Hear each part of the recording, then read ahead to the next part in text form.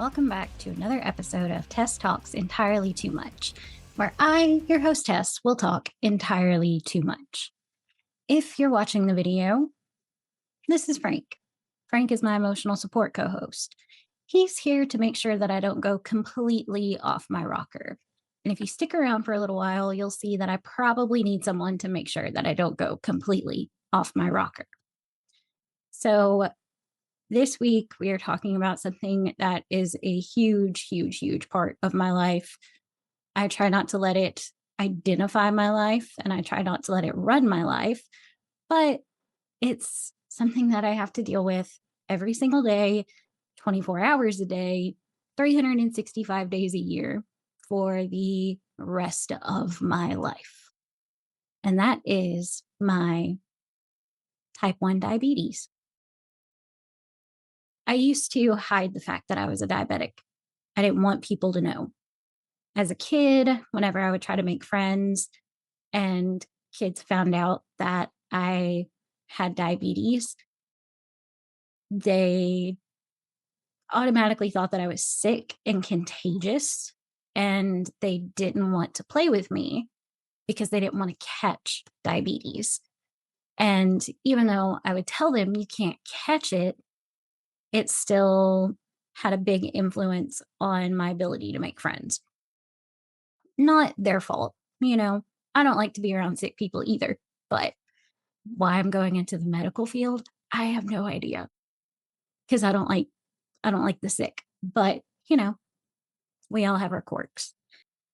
Diabetes is like I said, it's a very, very huge part of my life. It's probably the biggest part of my life. For a really long time, that's all that I identified my life as, was being a diabetic. And I kind of let it control my life and what I could and couldn't do. Over the years, that has changed drastically. But, there are still some days whenever diabetes wins and I just have a really shit day because of it. But, that's what you get when you have a chronic illness. And it is a chronic illness. It is a disease. It's something that doesn't have a cure, although the Eledon clinical trial seems to be going exceptionally well. And I would love to be able to get in on that. But, I don't think I'm going to be that lucky. So just kind of a breakdown of what this episode is going to be. Then talk about diabetes as a whole, what it is, how it's treated. I already said there isn't a cure.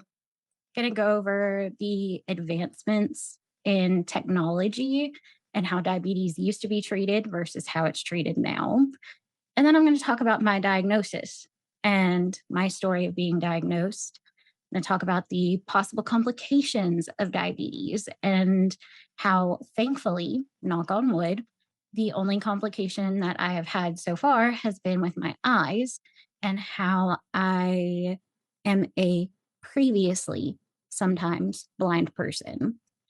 We're also going to talk about the impact it has on mental health, because that's a really big thing and not a whole lot of people talk about that. And we're going to talk about where I'm at now in my diabetes and how things are going. So we are just going to dive right in. So first and foremost, what is diabetes?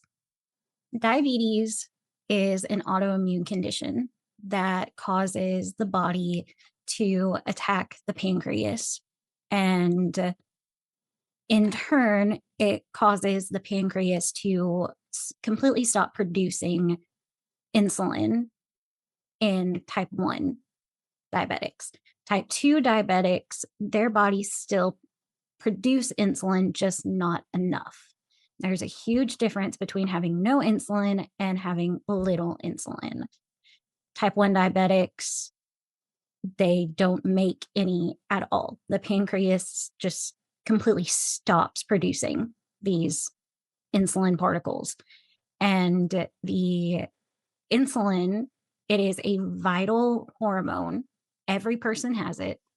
It helps you grow, it helps your hormones, it helps everything. So if you don't have insulin in your body, the blood or the sugar in your bloodstream rises and rises and rises and rises and rises until you end up in diabetic ketoacidosis. And if left untreated, then you don't survive.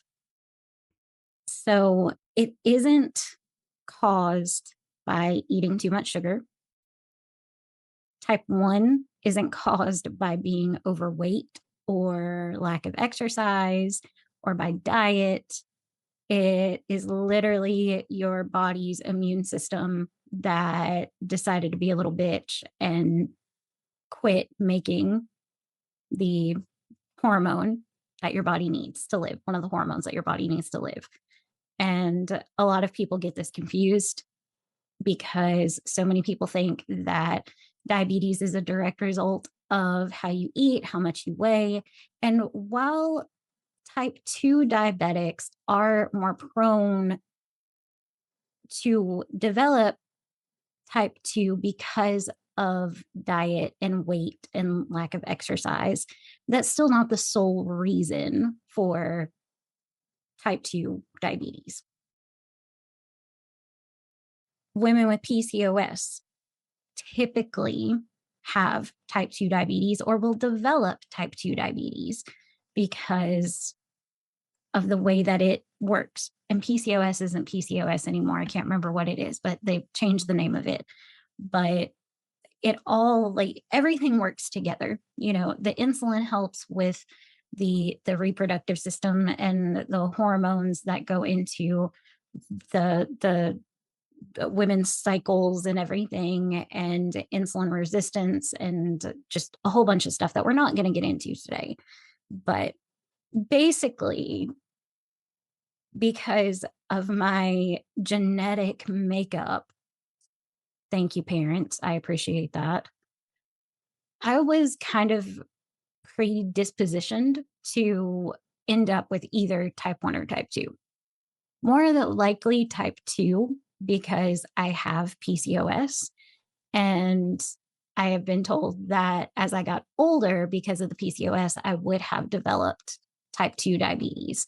So I would have been a diabetic either way. The universe just decided to screw me over early on. Diabetes is treated by taking injectable insulin for type 1s. And then for type 2s, typically they can be prescribed something like metformin to help the insulin resistance. They also can take the GLP-1s like Mounjaro or Ozempic, and that can also help with the insulin resistance and insulin sensitivity. Insulin resistance is whenever your body needs more of the insulin to really absorb it and use it.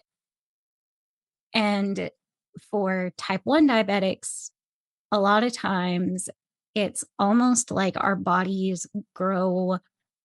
You know how you can grow almost immune to certain medications if you take them for a long time? That's kind of how it gets with insulin. You, grow, I can't think of the word right now, but your body starts needing more of it to function. And for me personally, I was using so much insulin because I was so insulin resistant that it was making it impossible for me to lose weight because insulin is a growth hormone. And if you're injecting it, large amounts of it all day, every single day, it's going to make it a lot harder to lose weight. So thankfully, my doctors were able to get me on Ozempic, and that helped with my insulin sensitivity, which meant I was taking a lot less insulin, and that helped aid in losing over 100 pounds. So pretty cool. Like I said, there's no cure. The only cure that has been kind of sort of played around with is like a pancreas transplant, but they only do that usually whenever somebody has kidney disease because of diabetes, and they need a kidney transplant, then sometimes they will do a kidney and pancreas transplant, and it can reverse the type 1 diabetes. That's another thing. Type 1 isn't reversible. You cannot eat a spoonful of cinnamon. You cannot drink cucumber water. You cannot eat enough okra. You can't do the vegan diet or the what is it? The keto diet. Nothing reverses it. No magic little pill, no weight loss supplement. Nothing is going to cure diabetes or reverse it. Type 1, at least. Type 2 can be reversed. It can. Type 1, not happening. Now, the Eledon clinical trial, they are taking beta cells or islet cells. I can't remember which one it is now, but they are injecting it directly into the liver, I believe. And they are doing it with a different type of anti-rejection medication and coating it in a new drug so that it's not being attacked by the immune system and killed off immediately. And I think that last year there were 11 participants in the first phase of the human clinical trial. And as of a month or so ago, all 11 of those clinical trial patients have been insulin independent, meaning they're not needing to take insulin for weeks and months and whatnot. And their A1Cs are immaculate and they are living life without diabetes right now. So they're still working on that. They're still trying to get funding for it. They are still doing clinical trials for it.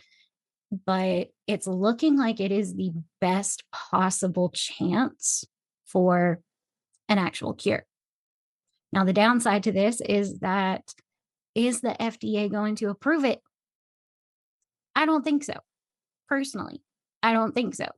It's one reason why I want to get in on the clinical trial so that I can get it and get done with this diabetes bullshit. But, we'll see what happens. I need to reach out, email them again. But, so I had to look up, I know this, but I wanted to make sure that I had everything, had all the right information.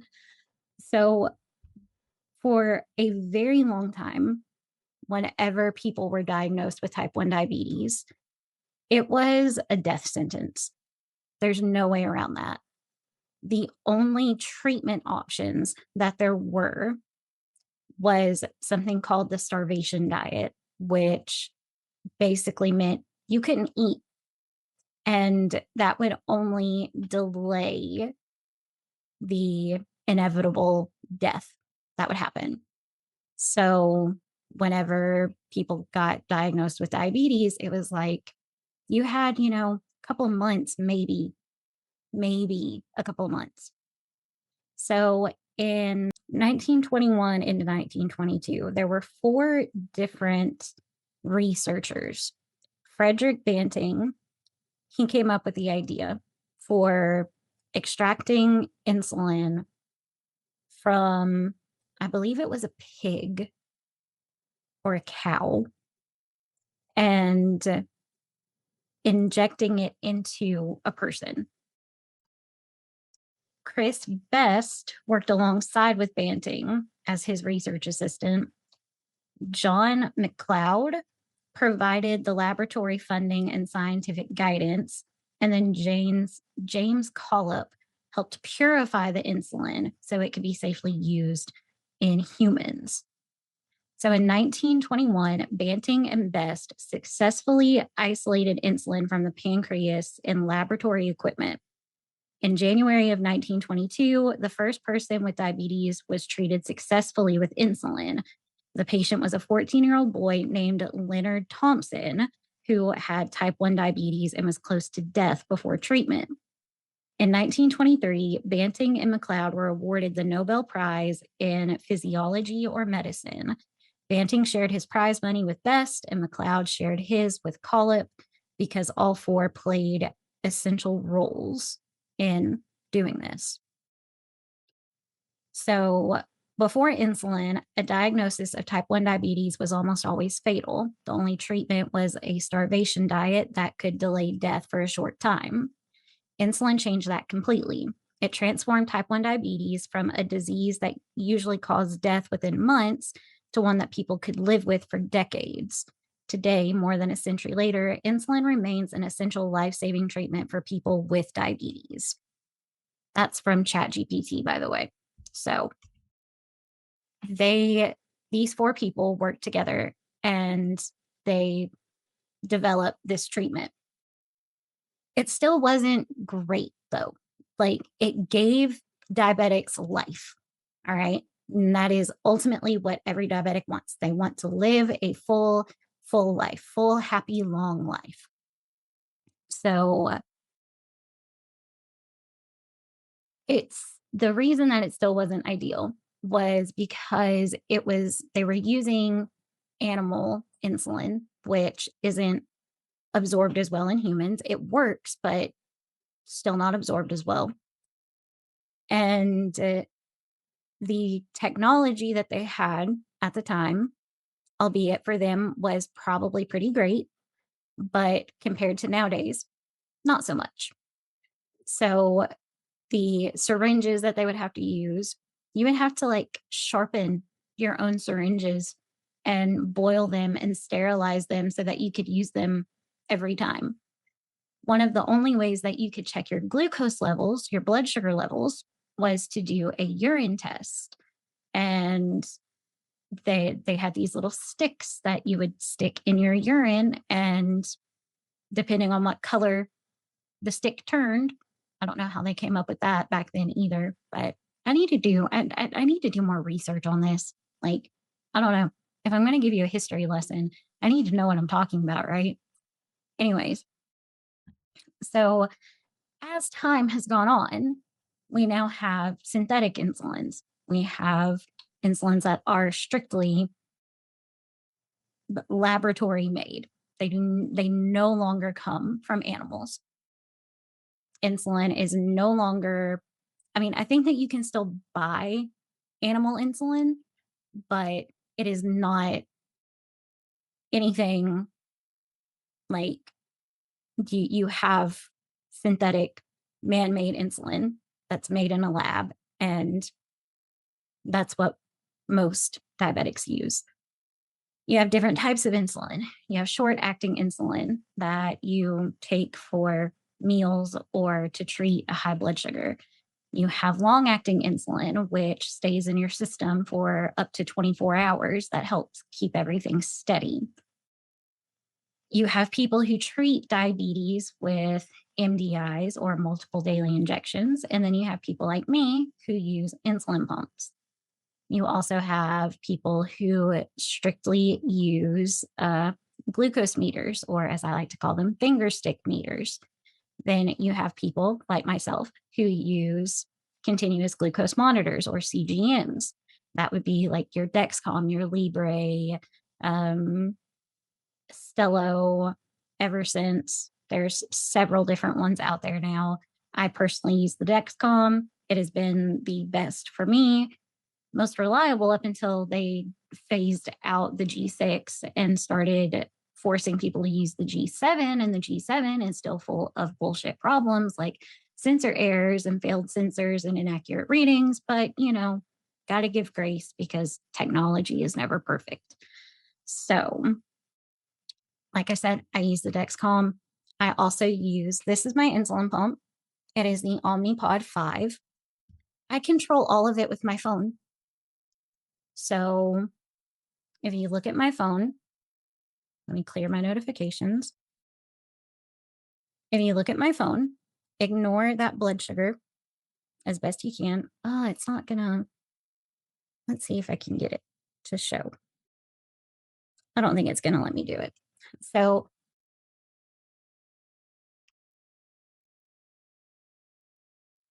I don't know if that's any better, but that is my Dexcom. It's kind of going in and out of focus, but it tells me my blood sugar.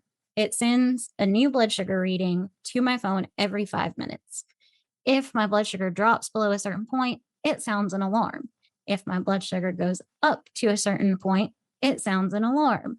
This thing has literally saved my life more times than I can count because I don't feel my low blood sugars. That's called being hypo unaware. And I am very much hypo unaware, especially when I'm asleep. So having those alarms go off in the middle of the night, yeah, absolutely great. Also on my phone is my Omnipod, the insulin pump. My insulin pump and my Dexcom, they connect to one another. So my Omnipod, this little thing right here, connects to my Dexcom, which is on my leg. So I can't show you, but it sends my blood sugars. The Dexcom sends my blood sugars to my Omnipod. Then my Omnipod adjusts how much insulin I get throughout the day based on what my blood sugar is and the trend that it's going in. It's called a closed loop system. So cool, so amazing. Absolutely love it. One thing that I love about the Omnipod is that it is tubeless. I am not, this is all it is. This is all that's on my body. Oh, all of the other insulin pumps, it looks like a little cell phone kind of thing. Or if you're, a millennial, then you know what a pager is. Looks like a pager. And it has a tube connected to a, like, what's the word? Not a vial.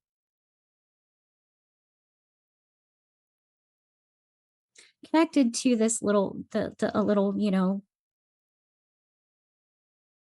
vial type thing. I'm blanking on my words today. I'm sorry, but it connects to that, and then you have an insertion site that puts a little cannula underneath the skin. The tube is connected to that little cannula, and that cannula is placed usually on the abdomen or like the lower back and hip area. And you have this long ass tube that sends the insulin through it and into that. This one, the cannula is inside. It like auto injects. I don't have to do anything. I don't have to insert any needles or anything like that. I can wear this thing pretty much anywhere I want to on my body. And I don't have to worry about getting the tube from the pump caught on doorknobs or wrapped up in it when I sleep or, anything like that. I can just put this baby on and I'm good to go. I mean, it has flaws, it has problems, but like I said, technology isn't perfect. So I love having my Omnipod. And for me, it is the absolute best option. There are plenty of other pumps, and a lot of people don't like the Omnipod. They would prefer to have a tubed pump. I pretty much refused to be put on any type of tubed pump. I had been on one whenever I was younger, and it was absolutely awful. So I was amazed that they came out with a tubeless pump, and I refused to go on anything else. Since I have been on the Omnipod and the Dexcom combo, my A1C went from being, well, the A1C is your average blood sugar over a 3-month period. So my A1C went from the mid to upper 8 point something down to, it has been the past probably 5 or 6 years, it has been below a 7. And that's where you want it. You want it to be below a 7. The closer to 6 you can get it, the better. But I like to keep mine a little bit closer to 7 just because like I said, I am hypo unaware. I don't feel my low blood sugars. When your blood sugars run lower and your A1C is lower, then you have lower blood sugars. And I have low blood sugar anxiety. So, with talking with my doctors and my care team and everything, we've all agreed that, as long as it's under 7, 6.5 to 7 is where we're good at. And everybody is on board with that. So, my A1C has pretty much stayed. I think that it got up to 7.4 maybe 2 or 3 years ago. But then it came back down to like 6.8, and it hasn't gone up above 6.8 since then. So I'm happy about that. So that's a little bit about diabetes as a whole, what it is, the treatments, how it started, how people treat it nowadays, all that good stuff. So now we are going to talk about my diagnosis. And I've mentioned this in previous episodes, but I was only 2 years old whenever I was diagnosed. And my diagnosis was traumatic, not just for me, but for my family. I was probably about this close to dying. I was definitely in DKA, and I don't know how much longer I would have survived if I wouldn't have been taken to the hospital, but I don't think it would have been very long. So, I had been sick with, I think, strep throat for several weeks before my diagnosis with diabetes. I had been to the pediatrician, I was put on antibiotics, and I wasn't getting any better. My mom had taken me to the doctor a couple of times. I was drinking, like chugging bottles of juice. I was going through, diapers like crazy.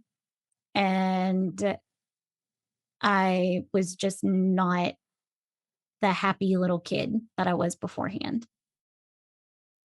So even my pediatrician did not suspect diabetes. That wasn't even a thought. The thought was I was drinking so much because my throat was hurting because I had strep throat, and I was, soaking through diapers because I was drinking so much. But high blood sugars cause you to be extremely thirsty.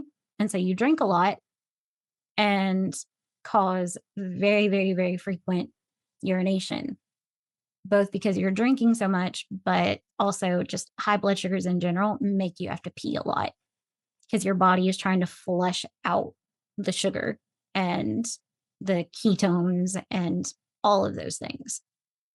So after a couple of weeks, I still wasn't getting any better.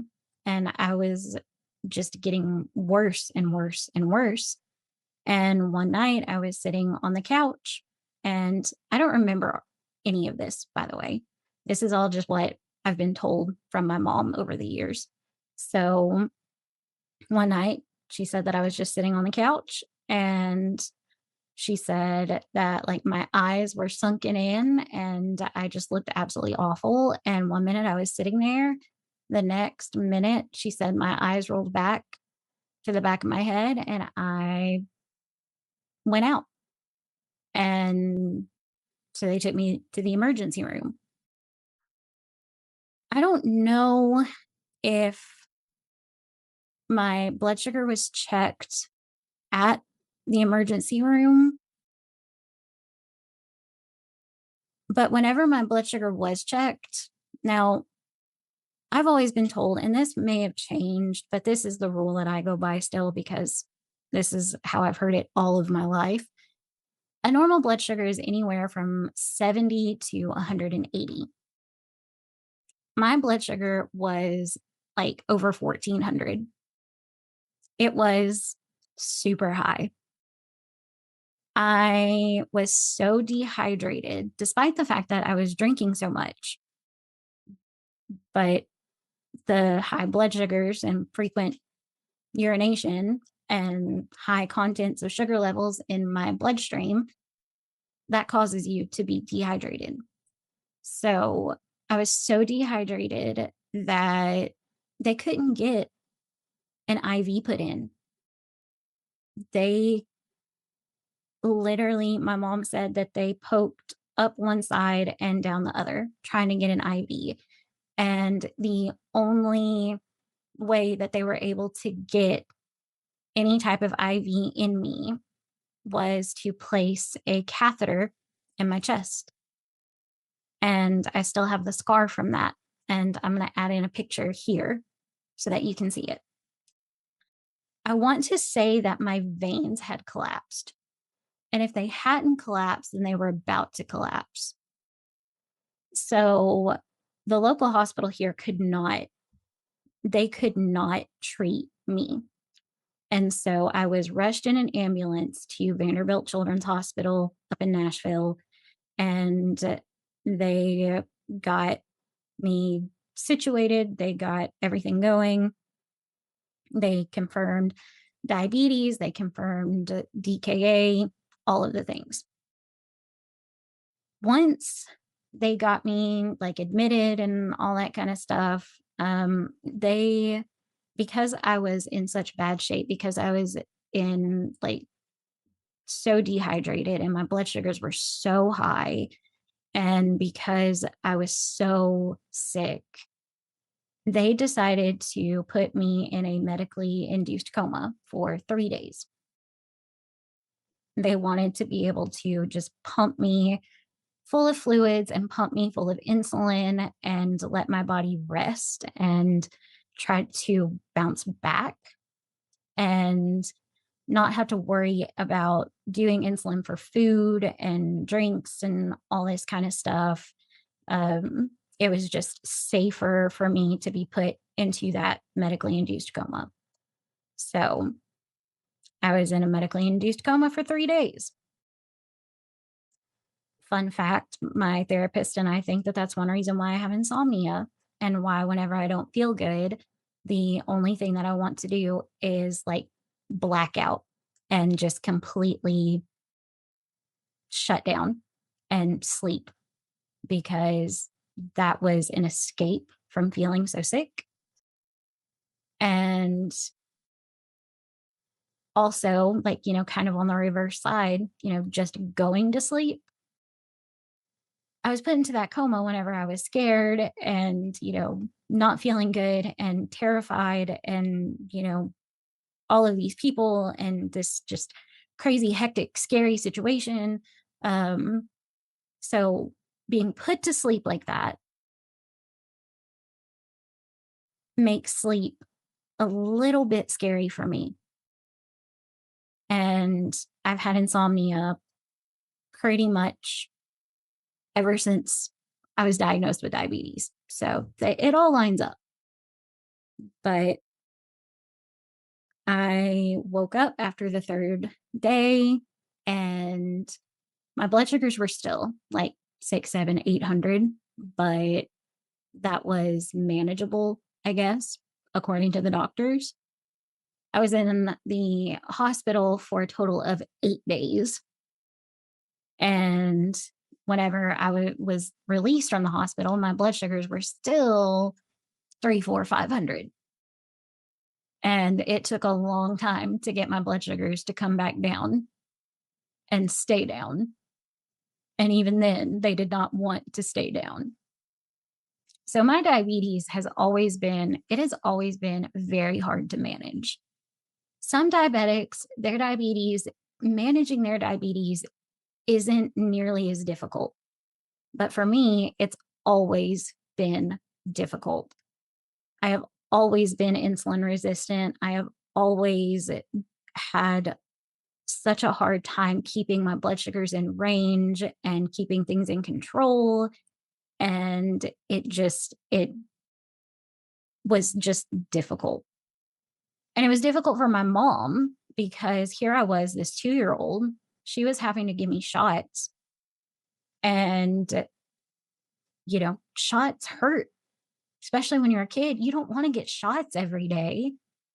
And so, like, I remember whenever she would have to do my shots, if she tried to do it in my leg, I would stand there and it's like I would just sit there and like jerk my leg and trying to make it to where she couldn't stick me. And I remember there were times when she would get so frustrated and she didn't want to have to stick me, but she had to. There was no other choice. And my child's mind didn't understand that. Now it does. And mom, I am very, very sorry for making things more difficult for you. I do apologize. So it was just a lot. It was a lot. And I've learned that, even if my brain doesn't remember the diagnosis and everything that I went through, your body remembers what your mind doesn't. Your body remembers trauma. And it explains why, just like with the sleep and the insomnia, it explains why, I really don't love hospitals. So why do I want to work in a hospital so bad? I don't understand myself 99% of the time. And this is definitely one of those times. But so it was it was a lot. There were a few moments that I kind of briefly remember. And honestly, I don't know at what age you start to remember things, but I have thought about this so much. And I think that this might be that this might be my very first actual memory. But I remember a nurse coming into my room and she had one of the little silver trays, medical trays that they put medical supplies on and everything. And it had just a bunch of little toys on it. And I was able to pick out like two different toys. And I don't remember what all was on this little tray, but I remember there was a magic wand baton kind of thing. And inside of it, it was clear. And inside of it, it had, like the watery stuff in it with glitter, purple and pink glitter. And then like stars and, like fairy dust or something that was like super sparkly. Maybe that's why I like the stars so much. I don't know. But, you could tilt it and like the water would go up to one end and like all the glitter and stars and everything would go to the other end. And like I wish that I still had that. I don't know whatever happened to it, but I wish that I still had that. The other toy that I picked out was this little yellow koosh ball. I don't know if y'all know what the little koosh balls were, but they were, about this big, and they were kind of like the stress balls, but they had like little rubbery hair all over it. And I picked out a yellow one because yellow is my mom's favorite color. So I pretty much got the magic wand for me and then the little ball for my mom. And I absolutely loved both of those. I've been told by my mom that they knew that I started to feel better because they would roll me around in a wagon in the hallways. And whenever I started feeling better, I started to sing. And I hadn't been singing. And I used to sing all of the time. I've always been a singer. Ever since I could talk, I've been singing. And to this day, that I am in a good mood if I am just doing whatever, washing dishes or walking the dog or 3D pinning or whatever it is that I'm doing. If I'm singing or humming, then I'm in a good mood, like a really good mood. I am happy whenever I am singing. I wish that I could say that I always took care of myself, but I've already talked about in previous episodes about how I didn't, some of the reasons why, a lot of that surrounded by, the fact that everybody always told me that God was going to heal me. So why did it matter if I took care of myself if I wasn't going to be a diabetic forever? The complications wouldn't come at me. Um, a few other reasons that I didn't take care of myself was kind of an act of rebellion, especially in my young teenage years. I don't remember if I talked about this before, but there's one particular time whenever I had a pretty high A1C. I think it was like almost 10 or something like that. And, like I said, it needs to be like 7 or below. And both of my parents were at my appointment with me. And whenever my narcissistic asshole father heard what my A1C was, after the nurse or doctor left the room, um, he turned to me and he said, we're going to have a lot of fun with your insurance money after you die because you're not taking care of yourself. And I was really young. I was young. I was, 11 or 12, I think, at that point. And like, I just remember crying. I was just, I was just in tears. And I remember a few minutes later, the doctor coming in and she had a student with her. And they asked, like, what was wrong, if I was okay. And, you know, I knew that I couldn't say, like, well, my dad just said that, he couldn't wait till I was dead so he could spend my life insurance money. And so I remember, you know, just saying, like, I'm just upset about my A1C. Like, I'm really bummed out. Like, I'm disappointed in myself. I'm upset about it. And I remember the nurse or the student like reaching over behind her on the little counter and like getting a box of, Kleenexes and like handing me Kleenexes to wipe my tears and everything. And she was really sweet. She was really sweet. Um, and after that, it's like I really didn't care. I was like, well, if I'm gonna die, may as well make it happen. And so that was really rough. Um, and then as I got older, it's not that I didn't care. I did care. But whenever I like really started to care and be like, okay, I've really got to get on this. Um, the laws in Tennessee changed. And while I was supposed to keep my tin care for all of my life,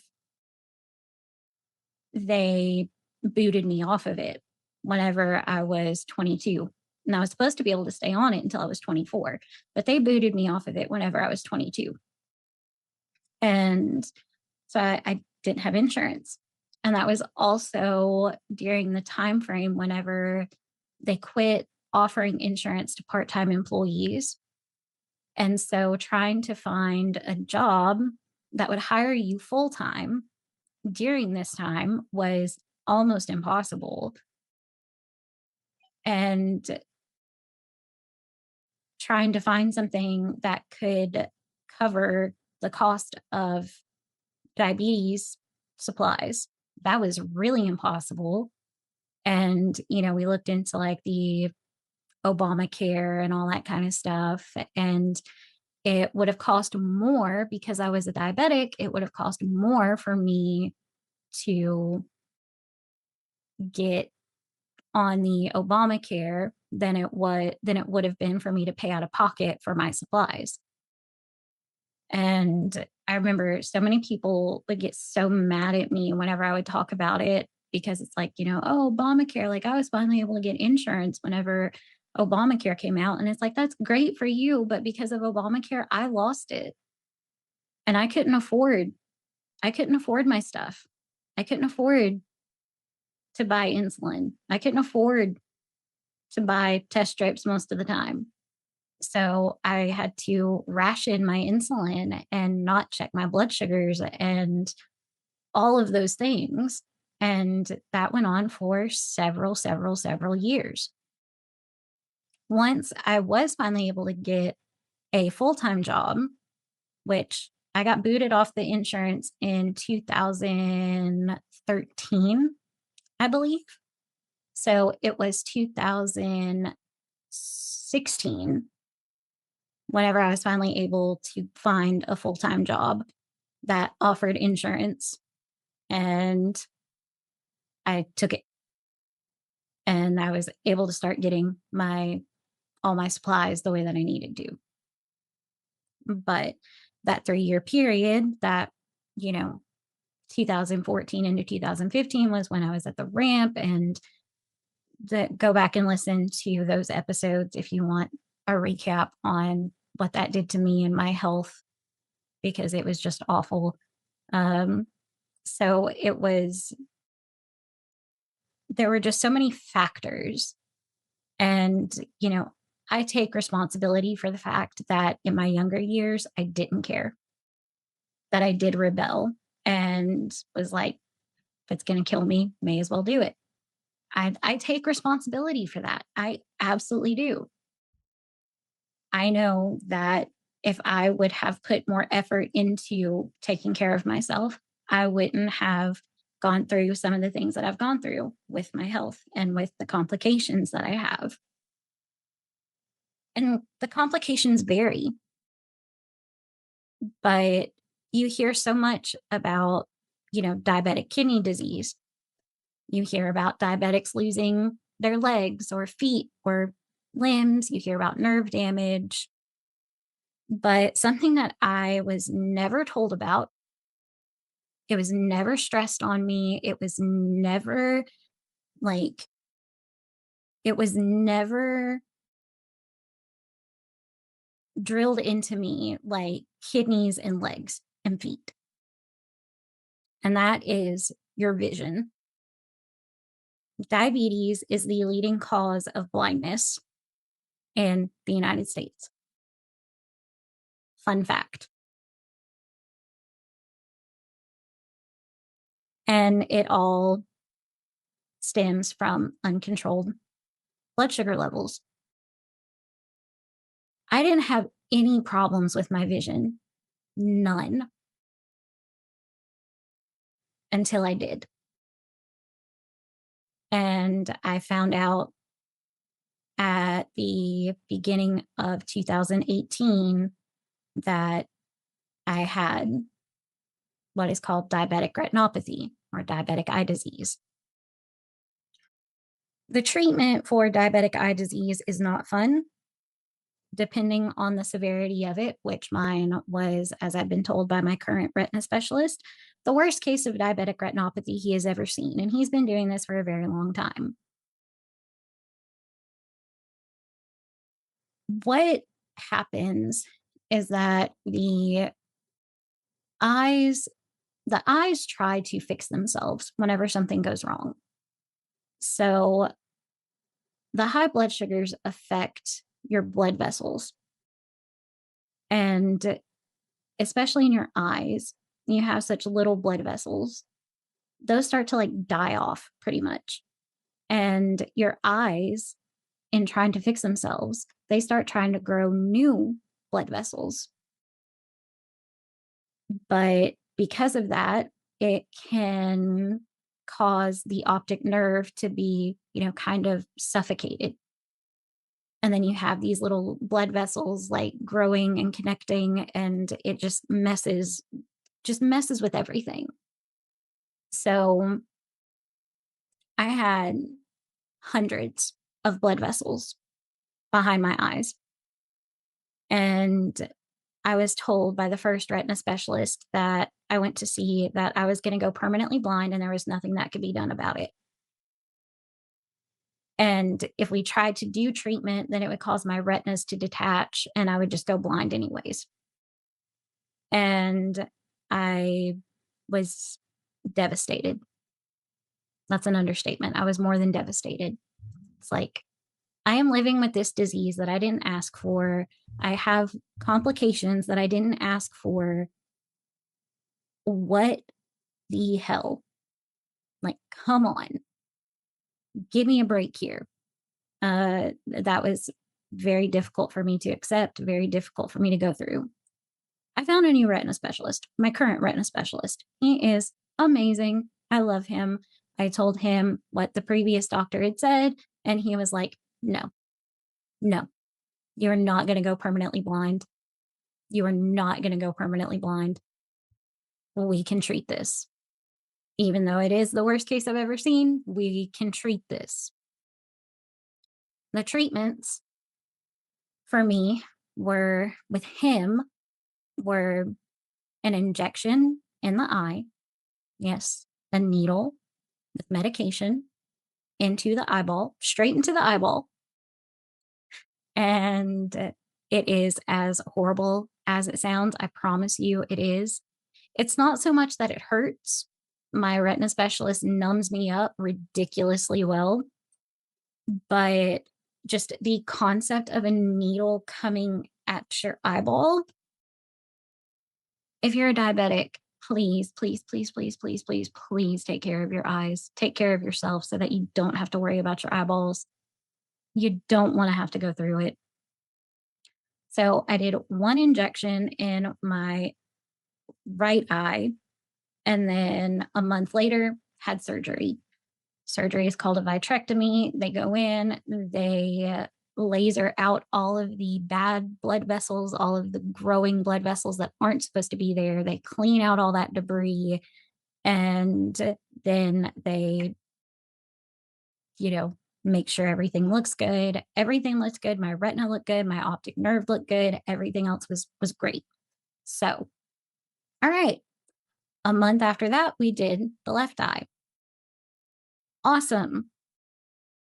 I thought, it's all fixed. It's all fixed. I'm all good now. Let's go. Poor, poor, poor, naive little me. Oh, poor, naive little me. If I could go back, uh,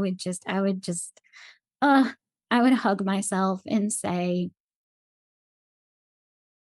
you're so naive.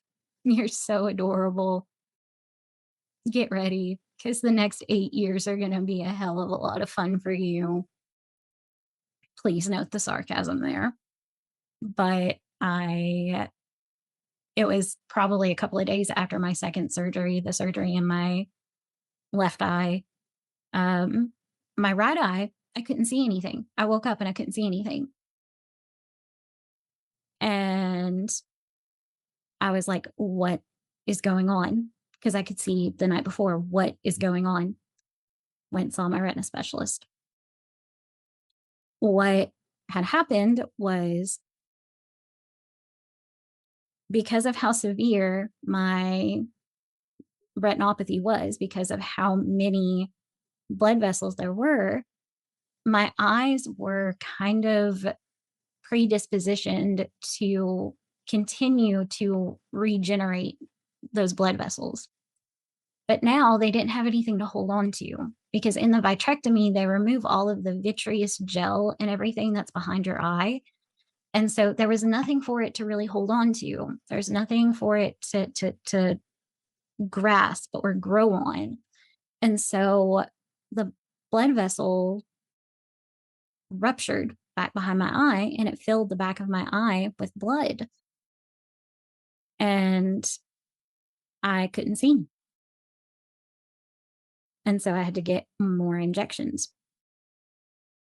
And this happened almost every single month for the remainder of, I had my surgeries in 2019. My first surgery was, I think, in March of 2019, March or April. My second surgery was in May. So basically from July of 2019 until August of 2025, at least every month, one of my eyes would bleed, if not both. And by looking at my eyes, you wouldn't be able to tell that there was blood in them. It wasn't like a frontal eye bleed. It was all back behind my eye. And back behind my eyes were completely filled with blood. And whenever that happened, it completely obscured every bit of my vision. So I was a person who I would jokingly say I'm sometimes blind. And that is actually how I ended up coming up with the name Blind Crime for my true crime podcast that I hosted previously, because I dealt with blindness. And sometimes in the cases that I would cover, my tagline was, they say that love is blind, but what about crime? And I was so proud of that. I was so, so proud of that. And like my outro line was, until next week, keep your eyes open. And like, I loved it. It's like blind crime. You'll never see it coming. And I don't know, Jesse Weber from Law and Crime at CrimeCon Nashville, he thought that like my t-shirt and like my logo and little slogan and everything, he was like, that's clever. And I was like, thank you. Thank you. I have eye disease. I'm sometimes blind. It made sense. So that's why I love the bloody eyeballs, because like making the bloody eyeballs, like, my little ice cream cone bloody eyeball back there, I'm getting that as a tattoo, by the way, at some point. I'm getting that as a tattoo. But it's like making art that is an actual visual of what I've experienced. Yeah. So I have had over 100 injections in my eyeballs. I have had 3 surgeries, and I have had multiple, multiple, multiple laser treatments. In August of last year, after we had to say goodbye to my sweet, sweet, sweet puppy, um, my eyes bled and I couldn't see. And I was majorly, majorly depressed. And I ended up having to call the crisis hotline because I wanted to make it all stop. And after experiencing that and talking to all of my doctors about that, including my retina specialist, we decided that what we were going to do was start doing injections, you know, preventively. Preventively. Is that the right way to say that? I'm not sure, but preemptively. We'll go with that, preemptively. So that's what we started to do. And I don't have any actual wood to knock on. So, knock on wood, it's been 11 months since I've had an eye bleed.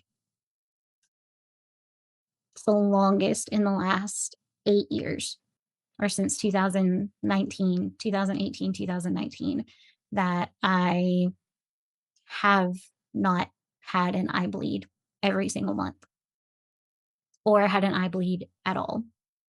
So I'm getting these injections every 3 months, and that is keeping those little rogue blood vessels from trying to grow back and rupture and filling my eyeballs with blood. And it has been amazing to be able to have my vision back for more than a couple of weeks at a time. And that's one reason why, that's why I was able to, get my car, and I've actually been able to drive my car. It's one reason why I'm trying to get back into the workforce and, put myself out there again. It's one reason why I spend so much time making art that you can actually see, because I can actually see. Being able to actually see it's something that so many people take for granted. It's something that you don't think about until you no longer have that sense. I had to learn how to live life as a blind person. I had to learn, how do I How do I know what clothes that I'm getting to wear? How do I know that my clothes are not inside out? How do I know which bottle in the shower is my shampoo and which one is my conditioner? How do I know when to stop pouring my coffee whenever I'm making myself a cup of coffee? How do I know that I'm actually setting my drink down on the table and not letting it fall straight to the floor? You know, how do I know where to walk? How do I know where to step? If I'm going downstairs, how many steps are there? How many steps up? How many steps do I have to take to get from my bed to the bathroom, or from, the bathroom to my living room, to the spot on my couch? How do I know, like, how do I find the light switches? How do I know if the light switch is on or off? Because where we live and lived previously, the light switches weren't the actual little switches. They were like the little panel things, the little flip panels, and some of them had multiple ones, had multiple switches for the same light. So, yeah.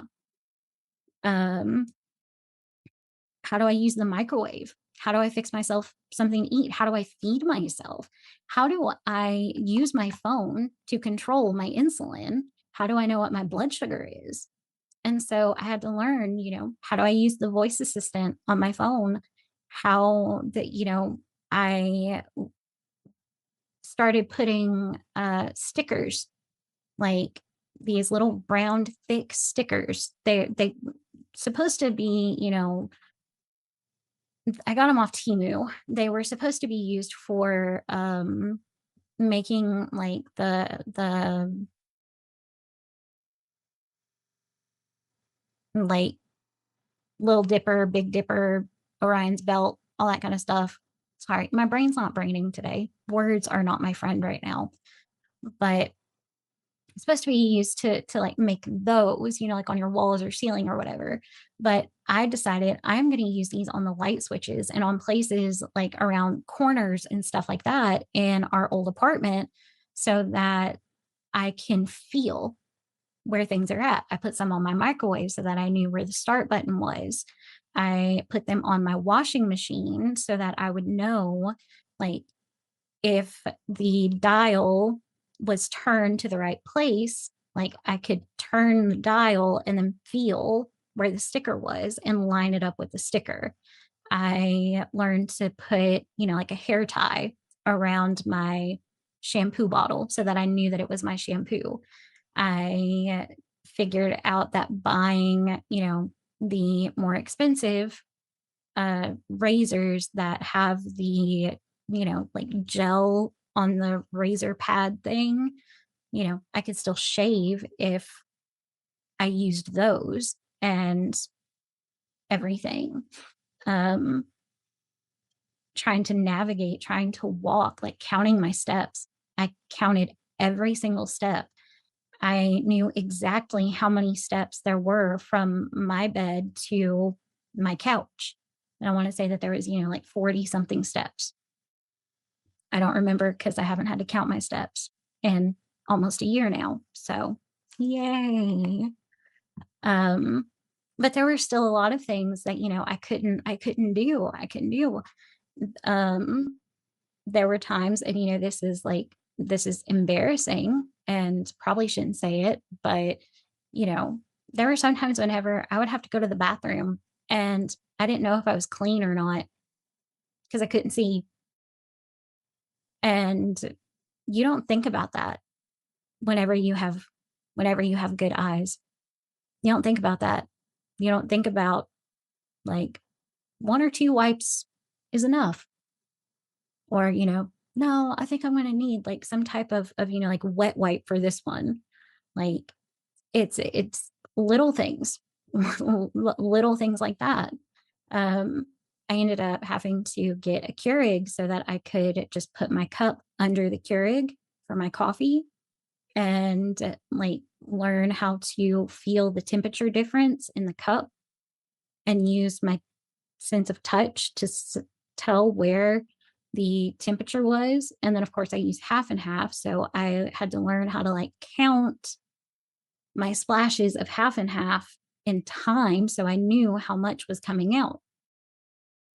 I had to learn how to just navigate life without my vision.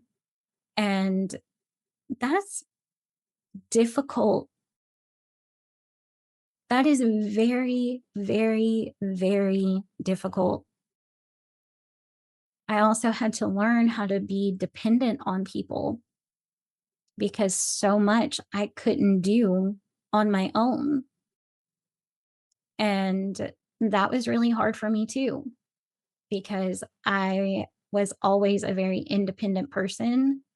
I craved independence all of my life. I wanted to be just little miss do it yourself.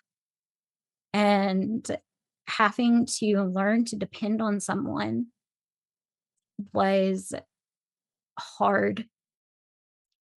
Looking back, I'm thankful for that now because now I know, like, if I need something, if I need help with something, if I can't do something, then I can ask for help now. I still don't like it, but I can do it. I don't have to do everything on my own. Still may want to, but I don't have to. So the last several years with my eyes it's been very difficult. It's been a lot. You know, I couldn't like do my makeup and stuff. I couldn't do my hair the way that I wanted to. And so now, any chance I get, I'm like, I'm putting on makeup today just because I can. I'm doing my hair today just because I can. I'm wearing something super cute today just because I can. I'm wearing heels today just because I can, because I couldn't walk in heels when I couldn't see. I was too afraid to. Like, you know, I would like turn down plans or cancel plans because I didn't know if my eyes were going to bleed, because it would happen. It would happen at random. There was no control over it. There was no sense of knowing when it was going to happen.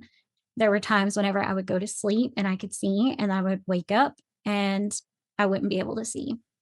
There were times whenever I would be trying to cook dinner, and in the middle of cooking dinner, everything would just go away. I could be watching TV and boom, blood. I could be out for a walk, boom, blood. Like, it was unpredictable.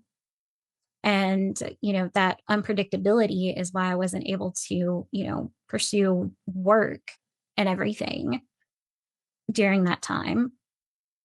But, thankfully, like I said, 11 months of no bleeds, knock on wood.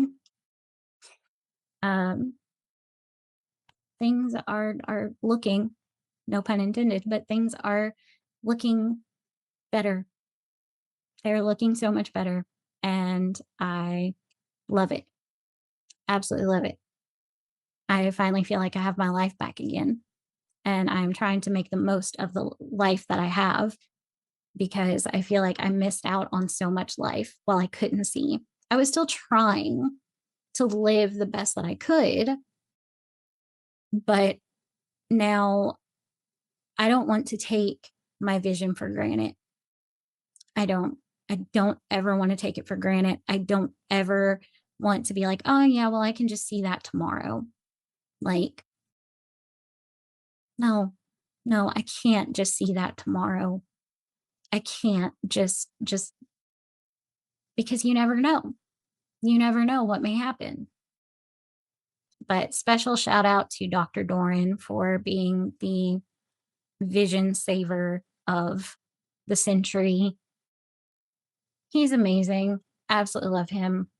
Wonderful, wonderful, wonderful doctor. And he has gone above and beyond to make sure that I have not gone permanently blind. I may have been sometimes blind, but I'm not permanently blind. So that is amazing. So to wrap this episode up, I'm going to talk a little bit about where I'm at now with diabetes and my eyes, which I just kind of did that. So diabetes wise, like I said, I'm on the Omnipod 5. It is amazing. It has kept my A1C pretty much below a 7 for the most part. Um, Having the Dexcom and the Omnipod and the closed loop system and everything, it has taken so much pressure off because it does so much of the work that I was having to do before. So it's making diabetes less daunting every single day. The the technology isn't perfect, you know.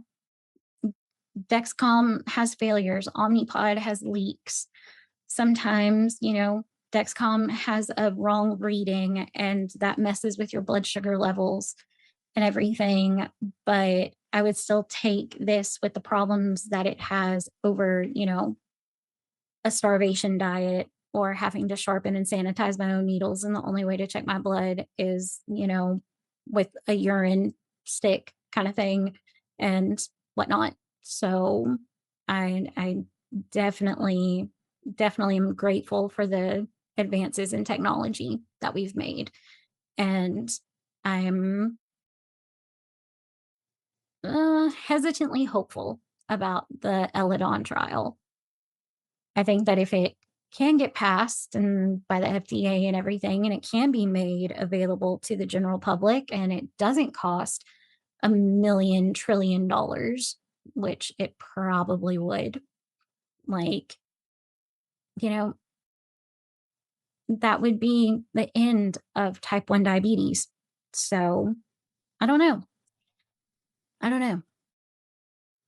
At some point, I will probably do an episode about insurance, but I'm not going to do that this time because I'm in a good mood and I don't want to be pissed off today. So we're not going to do that.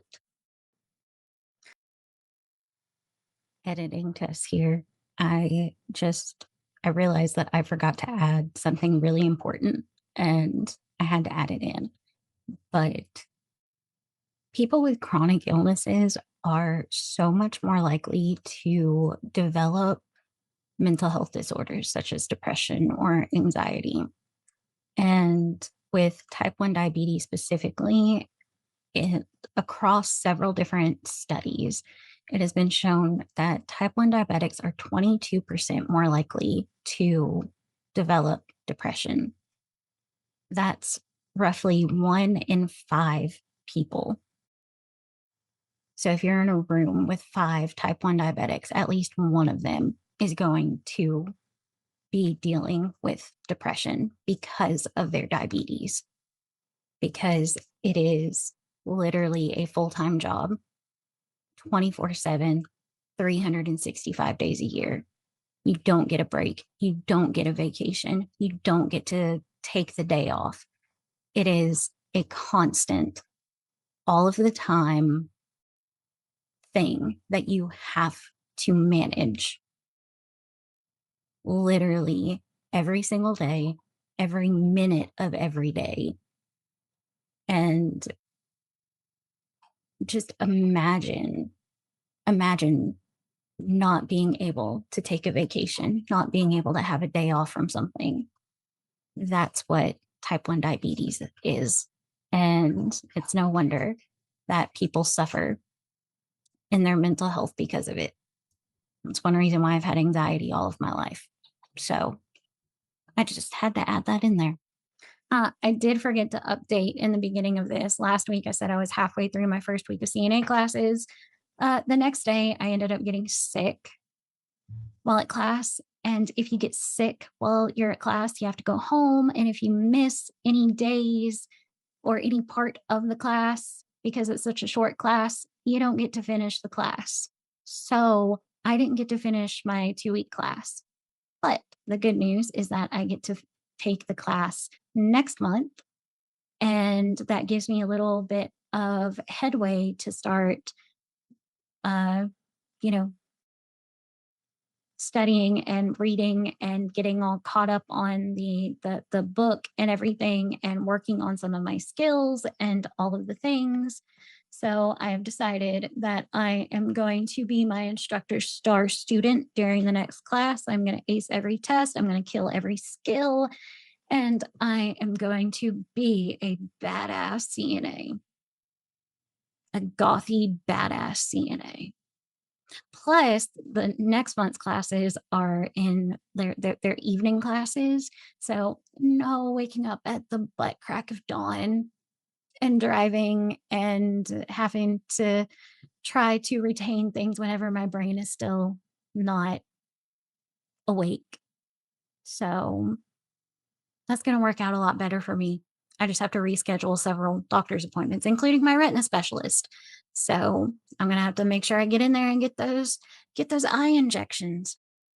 I've had so many eye injections at this point, like they don't really phase me anymore.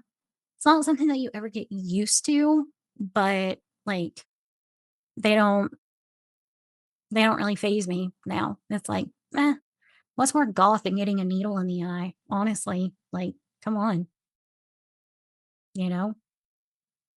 My way of dealing with things is through dark humor.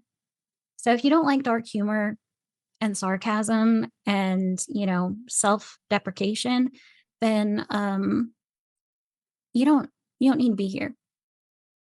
You really don't need to be here. Because I mean, just the other night, I was like, man, what I would get for a lobotomy. It's one of my favorites. I love the lobotomy jokes. But anyways, I hope that this was informative for whoever actually watches. There's only like 3 or 4 people who actually watch my podcast, so shout out to you guys. Y'all are awesome, and thank you for watching every week. I know that it's so daunting having to listen to me talk about stupid shit, and I mean, just listening to me talk for an hour a week is probably like the last thing that you actually want to do. So yeah. Uh Thank you for putting up with me and for you know, watching. Heck, you probably just like hit play and then turn the volume down and I don't know. But thank you. Thank you for watching. Thank you for listening. And yeah, stay tuned because there's a lot more to come. There's a lot of stories left to be told. There's a lot of life left to be lived. And I'm here to document all of it, all of the gritty, gory details. So, as usual, I have no idea what we're going to talk about next week, but I will decide probably the night before or whenever I sit down to record. So, I hope that everyone is having a great week. I hope that the rest of your week is going well. If you haven't already, please hit that subscribe button and turn your notifications on so that you don't miss an episode. You can follow me on Instagram. My handle is in the show notes. You can also donate to the podcast at buymeacoffee/blind crime, I think is what the link is. It's also in the show notes. I can't remember what it's called, but and yeah, so that's all that I have for this week. Until next week, enjoy the peace and quiet. I will see you guys in the next one.